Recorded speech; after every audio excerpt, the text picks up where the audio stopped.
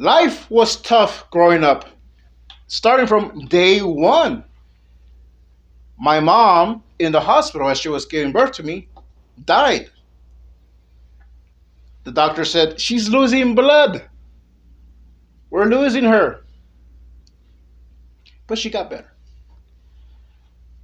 She was dead for around a minute. I'm not sure on the exact time, but in that time that she was no longer with us,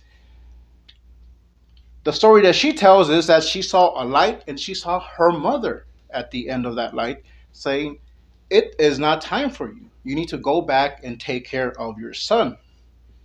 And I came out. So, and my mom said, I was so bloody, that's why you're very sangron. That means roughly translated as jerk or very rough.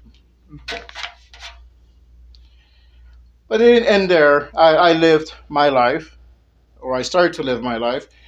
And I used to have a very bad attitude. I was very spoiled. And my mom did her best, but it was just her and my brothers and my sister. And, uh, and one time growing up, we had to move. We moved from a neighborhood that I liked being there. I had friends there, but it was only a few blocks away. So one day she says, "I'm going to go visit my friend." Well, her friend is the mom of my friend at the time. And like, "I want to go too. I want to go play with him." And she's like, "No, you stay here." So she left in the car. I was like, "Well, I want to go." So I started running, chasing after a car. And when she got to her friend's house, she got off, she parked, she was having, I don't know, she was having snacks. I get there tired, and like, there's just one little street that I have to cross. I ran this far, I'm gonna keep on running, and that's when, bam, I got hit by a car. Life is rough. That's my life. Ladies and gentlemen, Toastmasters, it wasn't easy overcoming that because when that happened, as soon as that happened, from then on, I was labeled as crazy or está malito because my mom had a lot of fear. She thought that something happened to me after that. So now she treated me with extra kid gloves.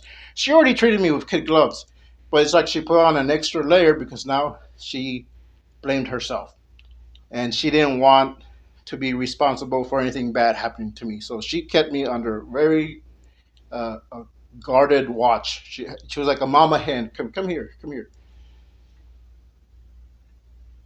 But I did what I could and I tried to relearn some things. Uh, I was 8 years old, so a lot of things that I learned when I was eight, that's what stuck the most. And things moving on, new things I tried to learn were very difficult for me. Even now, it's still hard to relearn some things or learn new things. It takes me a while. But my mom did what she could because she was also a teacher. So she helped me at home. My sister helped me. The teachers helped me. But it was very rough, but it was something that I had to continue.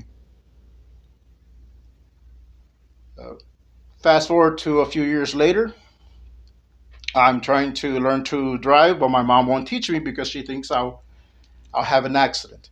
It was around that time when I was in junior high that we found out that I had epileptic seizures. And we didn't know what caused it, but she had said that the doctor said that right now he's fine, but later on he's going to have some complications. So we traced that back to when I was hit by a car. I don't know if that was true, but that's what the doctor said, so that's what we believed. And again, extra layer of kid gloves. My mom didn't want to teach me to drive because she thought I would get into an accident. So school was hard. I had bullies on every corner, and it felt like even the teachers were bullies. That might have just been me overreacting because I could be a little bit of an overreactor back then. sometimes even now.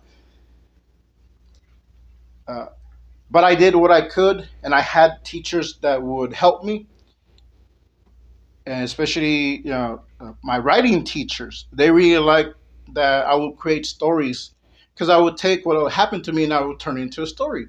I used to write stories on how when I was hit by a car, that means that I was chosen and I got powers, and so I was chosen to be something great.